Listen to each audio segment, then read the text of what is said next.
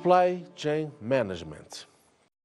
Observem, nesse diagrama que aparece na tela, a importância do relacionamento entre diversos elos, hipoteticamente já referidos, que representam uma cadeia de suprimentos. Uma empresa, identificamos como sendo montadora, que é dependente de fornecedores. Na realidade, existem dois fornecedores, nos sugerindo a existência de um subfornecedor. O que é um subfornecedor? É o fornecedor do fornecedor. E entre a empresa que identificamos como montadora e o cliente final, vejam que há uma outra figura, identificada como um distribuidor, que na verdade nos simboliza, nos representa toda a cadeia de distribuição. Que almejamos ao exibirmos esse diagrama? Almejamos consolidarmos essa ideia muito importante de que quando colocamos foco numa organização empresarial, no caso uma montadora, ela depende de uma cadeia de suprimentos que a alimenta com bens e serviços e uma cadeia de distribuição, através da qual se escoam esses bens e eventualmente serviços, sempre canalizando para o consumidor final. De que forma a logística integra a gestão da cadeia de suprimentos? Logística está intimamente relacionado à gestão da cadeia de suprimentos, na medida em que ela se ocupa de toda a movimentação física, armazenagem, processos operacionais, que buscam a integração entre aqueles elos ao longo da cadeia de suprimentos aos quais já nos referimos. É exatamente desse contexto que surge a terminologia logística integrada, como essa terminologia sugere. A integração entre as áreas de uma empresa tende a migrar, precisa migrar para a integração entre os diversos elos que compõem uma cadeia de suprimentos. Portanto, os diversos integrantes, diversas empresas. As cadeias de suprimento, todas elas, enquanto o homem não conseguir inventar matéria, acho que estamos um pouco longe dessa realidade, todas as cadeias de suprimento, elas têm início nos três reinos da natureza: o reino animal, o reino vegetal e o reino mineral. O que acontece é que a humanidade extrai da natureza produtos, matérias-primas, e as transforma em artigos que nos atendem às nossas necessidades. Então, todo esse processo de agregação de valor a partir dos materiais extraídos da natureza até a concepção de produtos disponibilizados ao atendimento do cliente final é objeto de ocupação da logística, portanto, ao longo de toda a cadeia de suprimentos. Muito bem, podemos tornar só mais um pouquinho complexo esse diagrama que já foi exibido há pouco. Observem que nesse novo diagrama aparece lá na parte superior a identificação de uma cadeia de abastecimento, referindo-se aos fornecedores, ou à cadeia de fornecedores, uma logística interna, com referência à empresa sob nossa análise, e uma cadeia de distribuição, através da qual os produtos escoam dos montadores, dos fabricantes, até o consumidor final. Observe ainda esse grande vetor, simbolizando o fluxo de agregação de valor. À medida em que nós produzimos, que nós manufaturamos, que nós vamos transformando mercadorias, produtos, matérias-primas extraídas da natureza em produtos semi-acabados, semi-manufaturados, em produto final, nós estamos agregando valor. Então, esse vetor grande simboliza justamente esse fluxo de agregação de valor. Vamos nos aprofundar um pouquinho no conceito de logística integrada. Nesse terceiro diagrama em exibição, vocês observem a existência, dentro da área que representa uma empresa industrial, há uma identificação de um processo de abastecimento, há uma identificação de atividades produtivas e de fluxo de distribuição. À esquerda de vocês no vídeo, podem observar a existência de fornecedores. Tem mais de um quadrinho com essa representação, significando a interação ao longo da cadeia de suprimentos, da cadeia de fornecimento. É exatamente a continuidade ou a projeção dessa cadeia que nos levaria aos 3 reinos da natureza. No lado direito do vídeo, vocês observam a cadeia de distribuição, que vai culminar com o atendimento ao cliente final. Finalmente, vejam na parte inferior do slide a existência de um vetor sugerindo fluxo físico, que nasce nos reinos da natureza, atravessa todo o processo produtivo e termina com o atendimento ao cliente final. E na parte superior do slide, um outro vetor parecido com esse, só que no sentido contrário, que é o vetor do fluxo de informações. O fluxo de informações simboliza a gestão da demanda, a quantificação das necessidades buscadas pelo mercado. Ela surge, então, de levantamentos, de atualizações, de pesquisas, a partir do consumidor final. E atravessa toda a cadeia de suprimento exatamente no sentido contrário ao fluxo físico de atendimento. Eis, portanto, uma representação bastante sintética do funcionamento de uma cadeia de suprimentos, com ênfase à integração existente entre as funções. Daí a evolução da conceituação da logística integrada para um âmbito muito mais abrangente, envolvendo toda a cadeia de suprimentos. Vamos, então, entender um pouquinho a contextualização histórica nessa linha evolutiva de conceitos que culminam com as práticas hoje adotadas para a gestão da cadeia de suprimentos.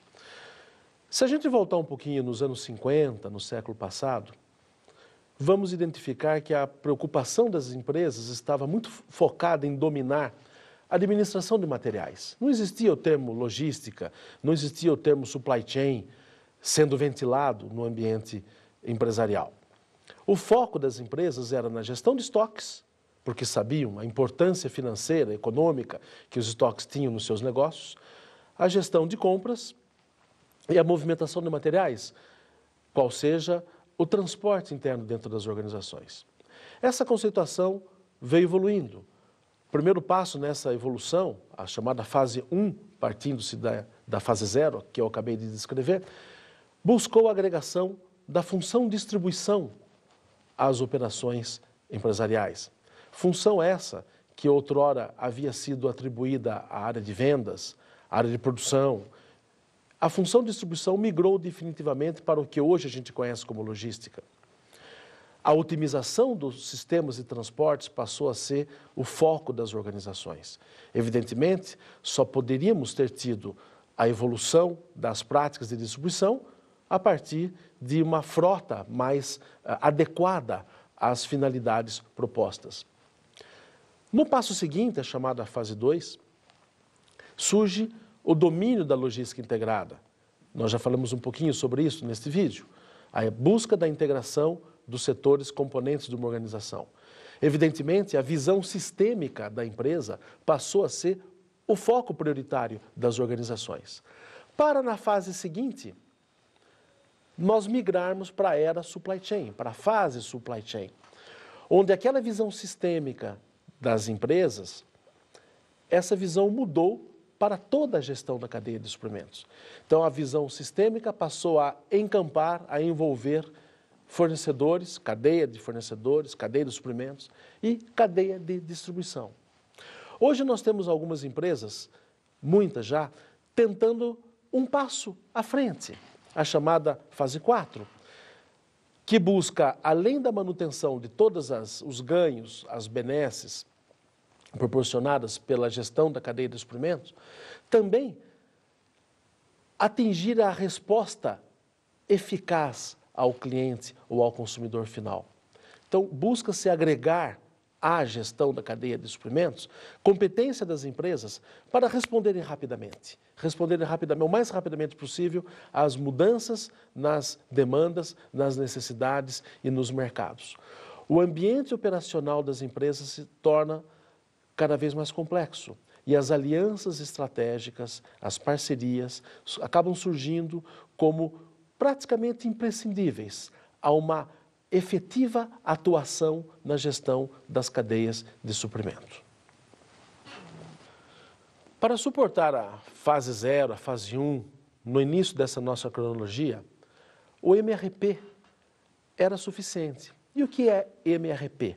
Uma siglinha em inglês que significa Material Requirement Planning, ou simplesmente planejamento de necessidades de material. É um conjunto de técnicas e práticas voltadas ao dimensionamento de matérias-primas. À medida em que nós evoluímos na nossa cronologia, para a fase 2, para a fase 3, o MRP pareceu não ser mais suficiente para suportar toda a complexidade já existente no ambiente de planejamento empresarial e na condução de negócios. Surge então um outro conceito, o MRP2. O que é MRP2? Manufacturing Research Planning, o planejamento de todos os recursos manufatureiros. O MRP2 ele foi formatado na sua versão definitiva, que persiste até hoje, por um pesquisador chamado Oliver White. Esse cidadão já esteve no Brasil algumas vezes, existem alguns livros dele editados aqui no nosso país. E a terminologia MRP2 foi feita justamente para diferenciar do MRP, porque, coincidentemente, a sigla Manufacturing Research Planning também é MRP, assim como Material Requirement Planning. Portanto, a identificação 2 visa distinguir a identificação, a identidade, né, desse segundo conjunto de metodologias. Na verdade, o MRP2 envolve toda a preocupação com instalações, com força de trabalho, com tecnologias requeridas, até com dimensionamento de dinheiro, né, para poder lastrear as operações empresariais. Continuando e finalizando essa nossa evolução cronológica, nós temos que na fase supply chain, o MRP2 parece, novamente, não ser suficiente. Eis que surge o conceito do ERP, Enterprise Research Planning, que nada mais é do que a ampliação da conceituação do MRP2 para todo o relacionamento existente ao longo das cadeias de suprimento. Vale lembrar, finalmente, que tanto MRP, MRP2 como ERP não são softwares, são conceitos, são metodologias, são práticas, que podem utilizar-se de softwares para buscar mais efetividade, mais rapidez, maior precisão em atividades de planejamento e controle empresarial. Uma outra abordagem interessante que devemos mencionar é a linha evolutiva, que mostra nitidamente, desde a era de produção artesanal, uma evolução, passando pelos preceitos da fabricação ou produção em massa, depois com a busca de diversificação de produtos e serviços, um trabalho fruto nitidamente de ações em marketing, passando pela adoção de técnicas, na verdade de uma filosofia de trabalho que é a just in time, e evoluindo rapidamente para o que acontece hoje, customização em massa. Em inglês, mass customization. O que é essa customização em massa? É um conjunto de práticas que visa, em rápidas palavras, beneficiar-se da economia de escala, já tradicionalmente conhecida desde a época da era da produção em massa, com os ganhos, com a agregação de valor de customização. Mas não customização cliente a cliente, o chamado marketing one-to-one, cada caso requerendo ações específicas. Não, customização em massa busca manter-se a competitividade, o preço baixo, advindo da produção em massa, porém com a capacidade, com a competência de formatação definitiva de produtos em função de nichos de mercado previamente identificados.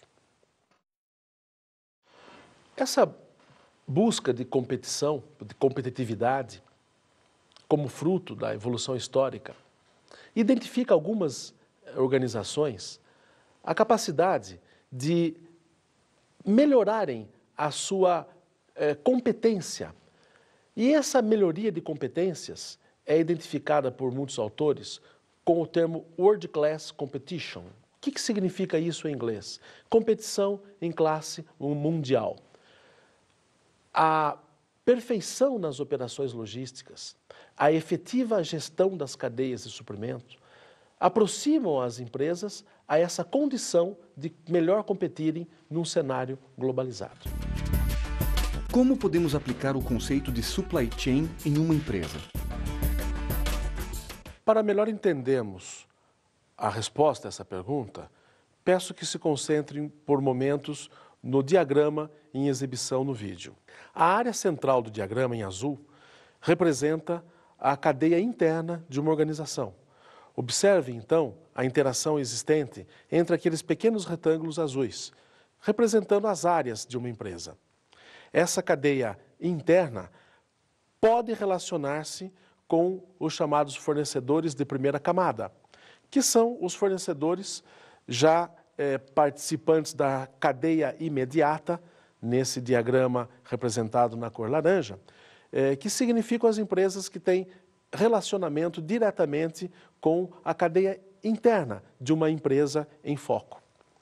E vejam numa abordagem mais ampliada a cadeia total, que envolve subfornecedores, já envolve também diversas etapas da cadeia de distribuição, culminando com o consumidor final.